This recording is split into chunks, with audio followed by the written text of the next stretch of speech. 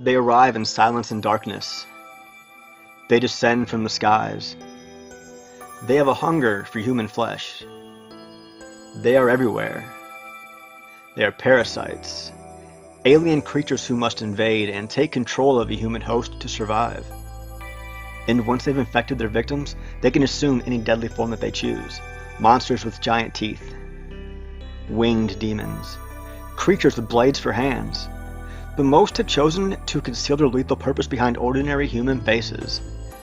So no one knows their secret, except for an ordinary high school student. Shinichi is battling for control of his own body against an alien parasite. But can he find a way to warn humanity of the horrors to come? I didn't write that, if you're wondering. Anyways, what's going on, boys and girls? Welcome to Explaining Anime, the channel where I explain anime, obviously. Anyways, if you like this video or any of the other content on my channel, don't forget to like and subscribe. And let's get right into it. And if you noticed, the girl on the thumbnail is not from Parasyte The Maxim. But bonus points if you can tell me who she is. Well, somebody requested that I do a video on Parasyte The Maxim. I honestly did not know much about the series prior to this, so I had to do a bit of research for it. And I had intended to put this video out last week, but I ended up getting hooked on the show and kind of got distracted a little bit. Anyways, so in this video we're going to be looking at the parasites in the series. And explaining them is going to be a bit of a challenge for me because in the series the parasites themselves don't even really know what they are or what their purpose is. Now, like all parasites, they require a host to survive. So the first thing that they must do after they hatch, for the lack of a better word, is to locate a host. Now, once a host is located, the parasites enter their bodies and make their way to the host's brains. Now, when a parasite matures, he gains control of whatever part of the host's body that they are in.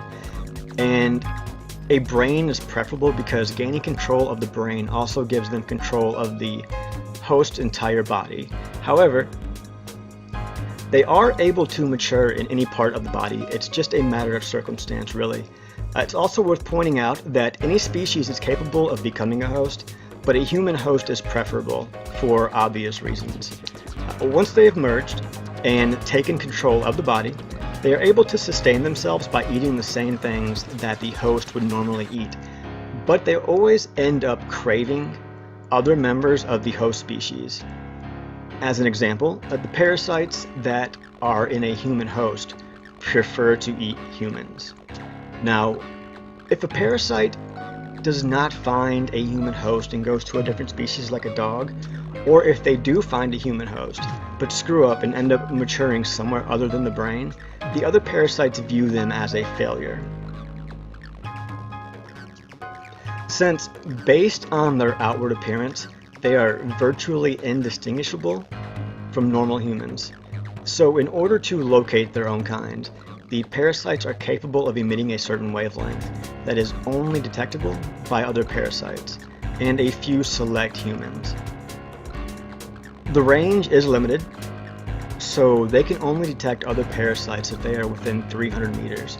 Now, in large groups, this can be complicated. They might have a hard time figuring out who is emitting the wavelength. But all it takes is eye contact for them to figure out who is a parasite and who is not. The most important ability that the parasites possess is shape-shifting, morphing.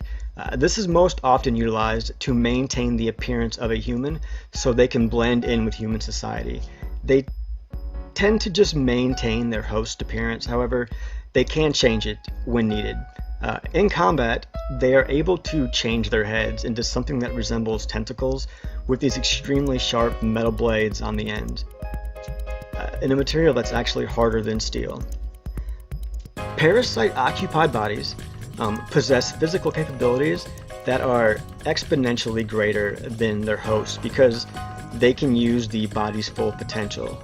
And their reflexes and their perception is greatly increased as well. Now, there are certain parasites that actually have the ability to control other parasites, like Goto, who was in control of a body that contains several different parasites inside of it. And they do have weaknesses, and their biggest weakness is their dependence on the organs and digestive systems of the host body. Once cut off or separated, in a matter of minutes, a parasite will begin to weaken, shrivel, and eventually die. They have a strange intolerance to fire as well. It is said that when they are exposed to fire, these surface cells begin to freak out. And now this can be exploited during combat, and then alcohol is a problem for them as well because it causes them to lose their ability to morph. They can no longer shapeshift in the affected areas, and their thoughts become muddled and disorganized. Now this is the rule, and Shinichi and Migi are the exception. Everything that I've mentioned to this point does not apply to them due to their unique circumstances. However, that's a topic for another day. I'm actually working on a video right now about the failures of the series, like the dog and Migi, but that's going to be out in a few days, hopefully. But if you've made it this far to the video, you obviously enjoyed the video, so don't forget to like and subscribe, share, comment, make some new accounts, subscribe with those as well. Sit there and click on the view button over and over again for a few hours if you want to. Get me some views. But that's all I've got for you guys this time, so I will see you guys next time.